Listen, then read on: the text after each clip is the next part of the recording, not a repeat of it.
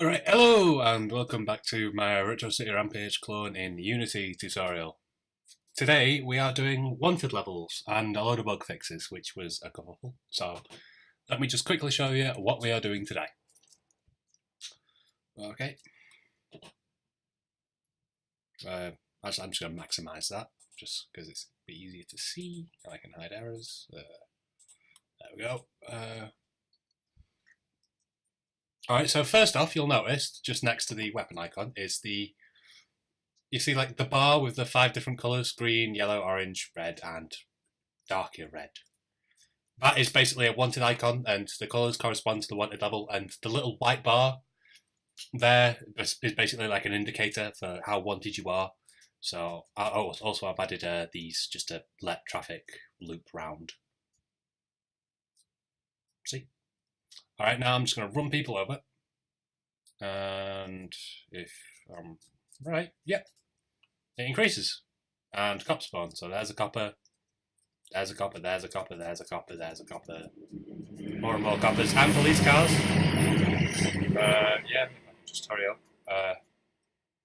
And now I pick up that coin. And it basically, what Retro City Rampage does is you'll have like a 5-second window to become inconspicuous, and if you don't do anything in that 5 seconds, it's a crime. So in the current version, this basically it's just killing people. Then you are basically free, and as a result, the wanted level goes down. Or if I kill people, just knock you all into orbit with the car, and get this, and then say I run someone over again, it starts spawning them again. I think. Should do, anyway. Yep, you see, enemies start spawning, and we're right at the top with that wanted level boy. So yeah, let us go on and see how it is made.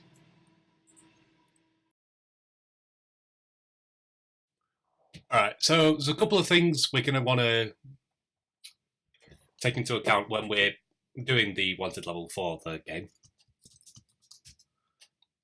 So, first thing is like, when and where do we want to spawn cops? So we're going to have 2 types of cops: policemen on foot and policemen in a car. So we're going to want to take into account like distance from player to like decide so they don't spawn on camera and just appear out of thin air. The level of wantedness, so the higher the wanted level, the more policemen spawn, basically, and the harder it is to get to the next level of wantedness, so we'll need an equation for that. And where to spawn. So if we're spawning a police car, we want to make sure that we spawn them on the road, so we'll use a similar algorithm to the civilian car spawning, which just uses the traffic arrows, as you can see here, like the little green and red arrows that show traffic flow. Right. And another thing we're going to have to do is have a way we can sort of track all the cops that we've spawned or are currently active in the scene, because if we pick up one of those coins, which makes the player inconspicuous for 5 seconds, then removes the wanted level if they stay inconspicuous, we're going to want to go through all the cops and turn them into, like, basically just make them a regular civilian and give them a random point to go to. But if the player commits a crime in that 5-second period, we're going to want them to go back after the player, so to speak. So yeah, we're going to need a list and a method so where we can take a cop and just like, all right, do this. If the player's like this, then don't go after them, just go to a random point, and if they commit a crime, go back. And we're going to also want just a way to increase the wanted level as well. So yeah. Alright, now we're going on to the code thing. Now we're going to be looking at how the code for the wanted system works. Sorry, I was miles away there for a second. Alright, so we got a load of alterations that I've made to existing code, but we'll do that afterwards. First off, I'll explain the wanted controller script. So first off, first off again, or second off, we have 2 public game objects which we assign the inspector. Currently, these just basically on-foot cops and cop car cops. So these are what are spawned. We've got an int for the wanted level. This is the current wanted level, so that affects how many of the cop on foot and cop car spawn. Got a reference to itself, just so other scripts can reference it easily. We've got the transform of the player. We've got a private int called current wanted. This is different to wanted level in that this is kind of like this increases. Basically, it's a value that increases, and then when it reaches a certain limit, it'll increase the wanted level by 1 and then go back to 0. So kind of like I don't want to say decimal point because it's not between 0 and 1, but you get the idea. Basically, say every time you kill someone, it increases this current wanted by 1. And then when current wanted equals 5, it'll increase wanted level by 1, allowing cops to be spawned. And then current wanted will have to be 7 or something to get to the next level of wanted. So yeah, we got a list. We got to import system.collections.generic of spawn cops, so we can have so we can basically add and remove them at will, and the list will automatically change size. And since we're not going to be having a huge number of cops, it shouldn't be that much of a performance hit, because I know lists are quite bad if you have loads of items, but we don't. We'll have maybe 20 at the most, because I don't know, there's any more than 20 in the list at once, and it'll kind of be a bit OP for the cops. We've got a get rid of wanted timer. So there's basically just a timer that counts down. If it reaches 0, you're home free. And we've got a just collected wanted reduce. So if this is true, this timer counts down. But if you commit a crime in the timer, it'll just get the cops back on you. And it'll set that back to false and all that. So basically, initializing variables, the update function, basically, if the wanted level is more than 0 and we've just collected wanted reduce, so say if you have just collected one of those icons, the timer will be counting down, and it'll be true. This boolean just collected wanted reduce will be true.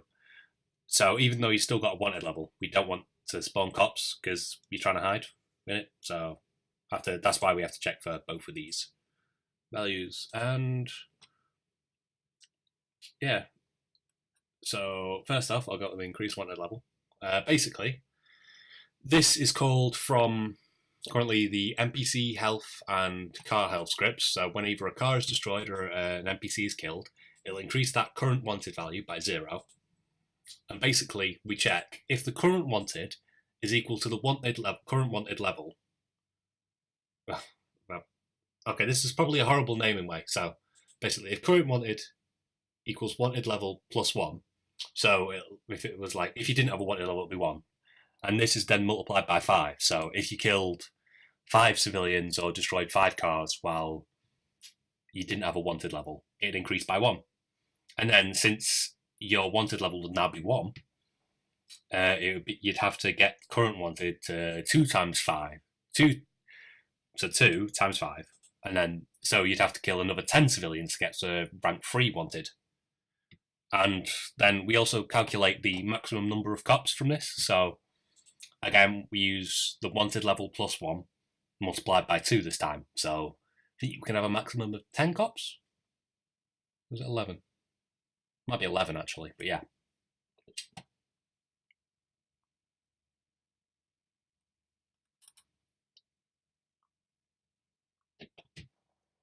Oh, I should probably add another bit of code in here actually. It's current.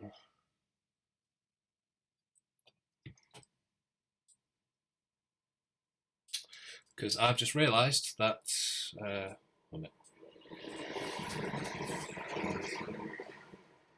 5. So sorry, I just realised a bug there of what basically like.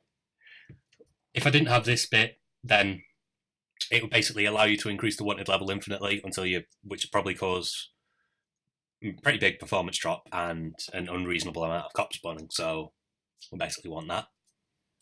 Yeah, and this section only executes if you're in the sort of cooldown period when you've collected one of those cop bribe coin things that I put in. Basically, it's saying, all right, if you've collected one and you've just committed a crime, because this has been called by either the NPC health or destroy vehicle, then it will basically resume the pursuit and reset all the cooldown values and reactivate all the existing cops in the scene, which are in this list. Yeah. Okay. So now I'm going to spawning cops. Sorry. Burping again. Basically, this is called if the list of cops is less than the max number of cops we can have in the scene. In that case, we spawn the cop. And what we do is we get a random number between 0 and 100, and if it's less than 50, so basically you're having a 50-50 chance of spawning either a cop in a car or a cop on foot, we get a random position to spawn. And if the spawn position is not vector3.0, so this is basically just the, it'll pass back a vector3.0, so exactly 000 if like there's been an error or we can't find somewhere to spawn or whatever. So if it's not that, so if we have got a vector3, and since the vector3 is made up of floats, it like even if we're like right close to the center, it shouldn't be perfectly on 0 ever. So it's okay to have that as a just say, all right, 0 is an error value or something for it. So basically, we create a cop on foot from the prefab at this position, and we basically set its rotation to 0, and we cast it as a game object, so we can assign it to a temporary variable called spawned cop. And then basically what we do is we access the NPC weapon controller in this will be a child of spawn cop, like it is in every NPC. And what it does is it basically just sets current weapon, and currently it gets a pistol from the weapon manager, but you could get a Thompson, shotgun, whatever, through that, and then it adds the cop to the spawned cop list. All right, and now we do a similar thing for if the R value is more than 50, in which case we get a random position for a car to spawn, which is again another vector3, and again we check if it's a 0. But what we do here is, and we also basically spawn a cop at the position we get and set its rotation to 0 and set the weapon and whatnot. But after that, we spawn in a cop car at the same position, and then we set that.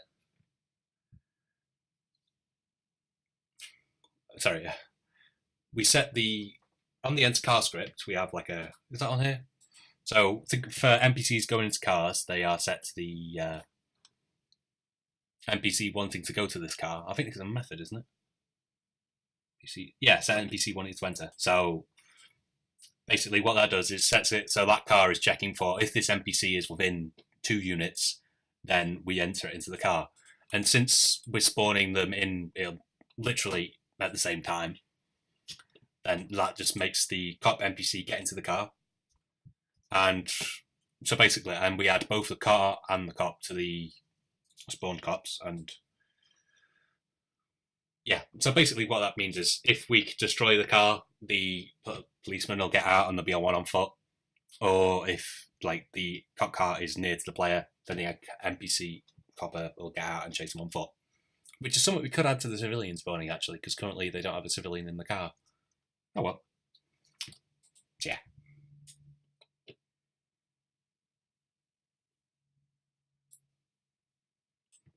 Okay, so now we've got a method for getting a random position for car to spawn.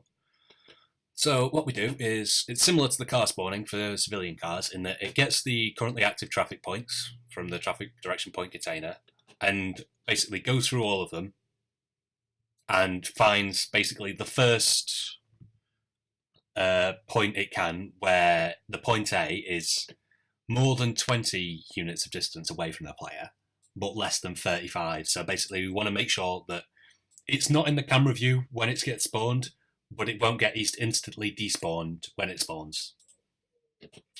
And that doesn't have a loop, does it? It works. How did I miss that? Oh well.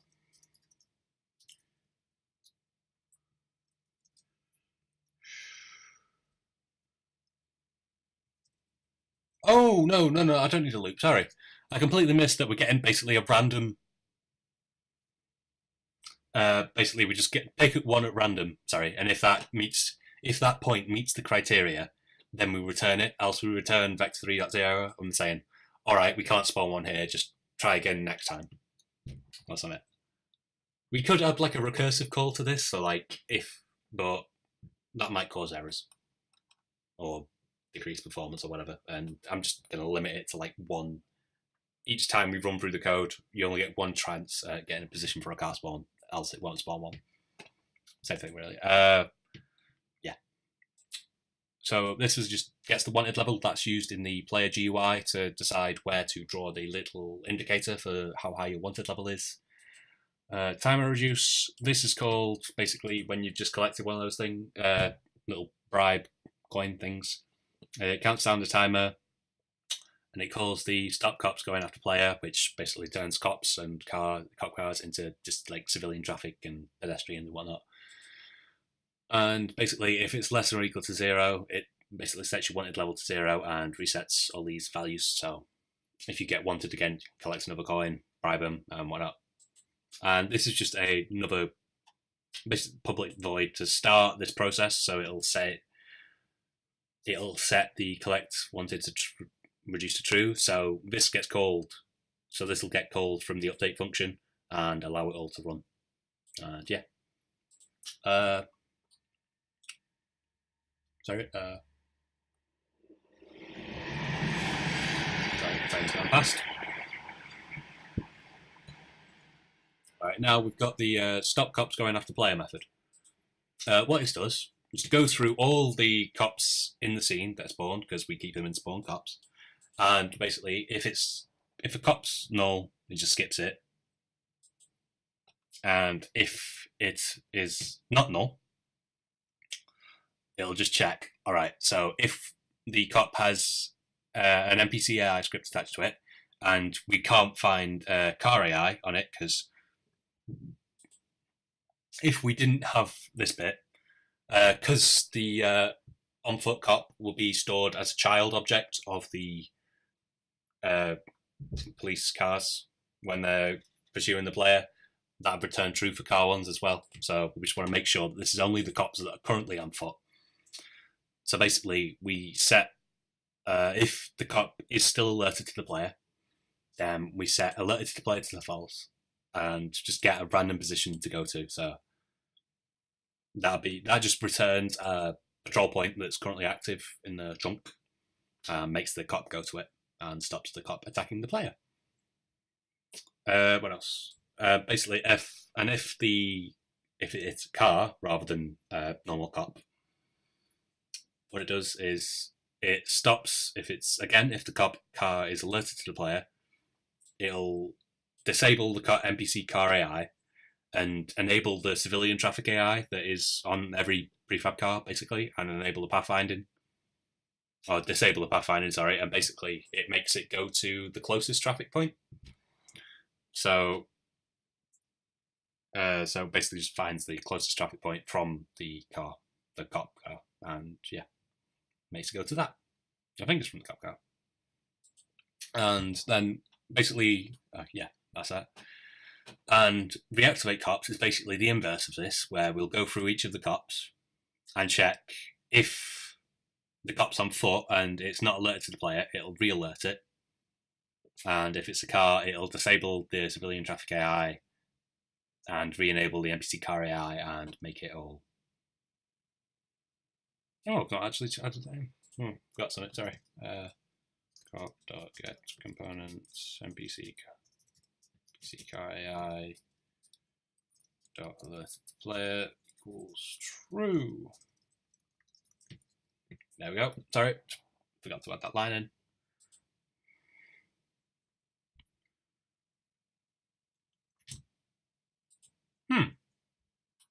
And that's another bug I've forgotten. Sorry.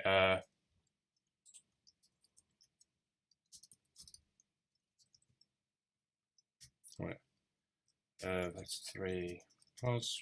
Sorry, I've just realised something. Transform.position. Pause. Pause. Sorry, I just realised this was getting the closest traffic point. Basically, just get closest traffic point is used when you're going inconspicuous and making the cop cars just turn into civilian cars. I forgot to add basically the what's the word parameters to give it the position of the actual cop car, and so instead it was getting the closest to the player, not the actual police car. So yeah, this basically just goes through all the traffic points and will find the closest traffic point to you and then return it. Simple. And this get random point to go to basically looks at all the patrol points. If finds one and returns it. If it can find one, it'll return a random one. If not, it just returns null. Get random position does the same, but it returns vector 3, and it just returns position, and just returns vector 3.0 as well, instead of null. Just as like I say, we can't spawn here, so don't. We've also got despawn cops, which is called every frame. So basically, we've got to check. So if so we check all the cops, and if the cop is null, so say if like a cop's been destroyed or killed or whatever, and it's still like an empty reference to the cop in the list, then we'll just remove it and restart the search, because you can't. I don't think you can. Well, it's not good to just search through after you've modified the list, because it'll be all screwy and stuff. And if the cop is not null, it'll basically check the distance between the cop and the player, and if it's more than 35, or the wanted level of the cop is 0 and the cop is not visible by the if its sprite render is not visible to the main camera, then it'll remove the cop from the list and destroy it, just to like despawn it. And that was a fucking kerfuffle to explain all that. Now I'll just show you the quick stuff with GUI. Okay, first off we got rect for the alert icon. It's just drawn here, basically to get the correct position to draw it based on the wanted level. We do -40 plus 200 divided by wanted controller, the current wanted level, plus 1. Yeah. And then we just draw the texture, not there, here. This is where we draw it. So basically that is the equation you want for the height of the current wanted, the little icon thingy. I'll just show you, sorry. That equation I just showed you was, well, not equation, but yeah, isn't it? It's an equation. It basically just decides where that white line spawns to mark out where your stuff is. Now, and then it's just drawn along with on top of the alert box texture. And similar for here on the other bit, for this is the simple GUI.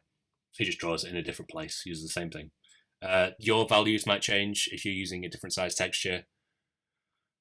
I'm just drawing mine -40 because the width and height are 40 of the icon.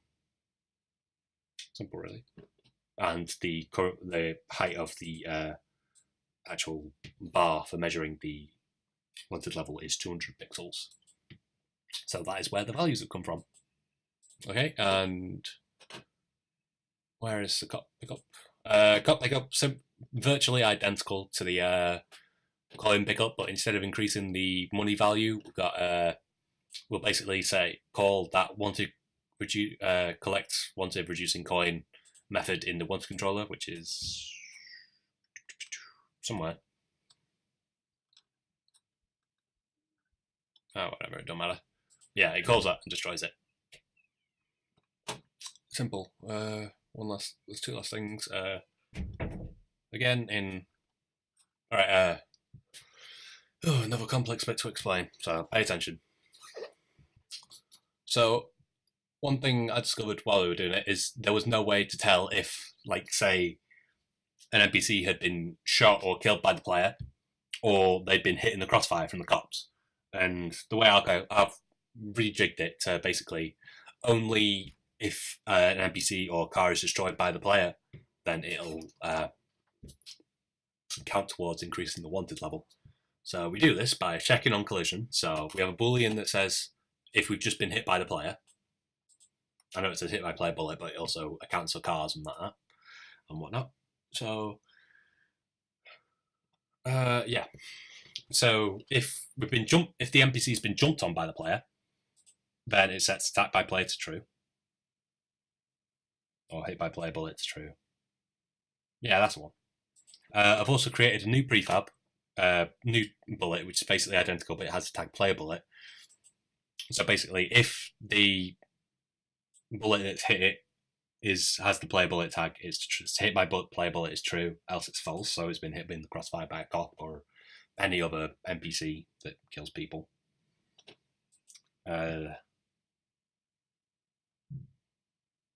If it's car, and if the basically if the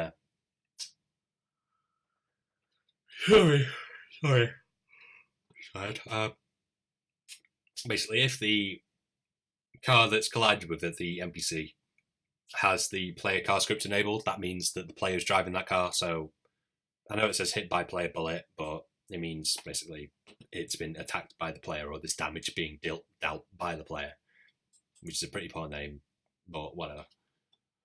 And basically, what else is this? That is normal. That was just a code for that. Basically, once it dies, and we're getting towards the player tray. So once it dies, if hit by bullet is true at the time of death, so the killing blow struck by the player or the player's car, they'll increase the wanted level. And this is the same for the car health, where basically on collision, if it was hit by a player bullet. Oh, I've not added the car check, have I? I'm ramming it. Sorry. Getting things all over the shop. So yeah, basically it checks if it was either hit by the player's car or hit by the player's bullet, then it'll increase the wanted level, else it won't.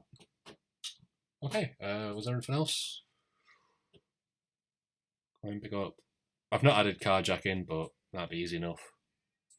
That is another bug that shouldn't be there.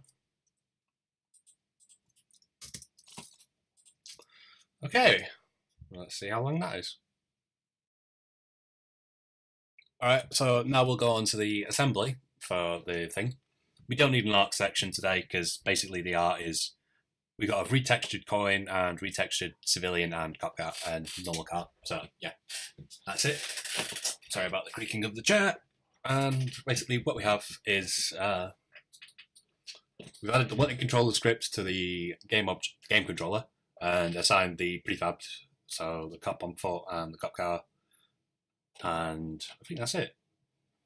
Also, have created the duplicate bullet, which is the player bullet tag, which is assigned to the player's weapon controller, and only there. So yeah, we can see player bullet is now the bullet for the player. Yeah, and that's it. I know I said fix bugs, but turns out the episode's already half an hour long, which is one thing I was trying to avoid because I can't watch long tutorials, so I figured I'd try and make mine as short as possible, which, oh well. So yeah, that was the assembly, and now onto the final product. Okay, so again, this is the final product, so if we just drive around and run stuff over, you'll see the little bar with the multicolored bar, that just increases. And cops spawn and then they try and stop you. So I've just made the car have functionally infinite health. And you can see there's a cop car that spawned and it tries to ram us. And if we get out of the car, the cop will spawn near us and we can shoot them and whatnot. And we can shoot the cops. And if we collect that coin, see, no cops are spawning near us. And that cop's respawned, signifying that we've not got a wanted level anymore. And the bar is back down to 0. So yeah, cheers for watching. Like, comment, subscribe, all that good stuff. Go play loud or quiet. Try out the Hotline Miami assets and buy them and stuff. Help me eat shit food and energy drinks and all that jazz. Yeah, bye.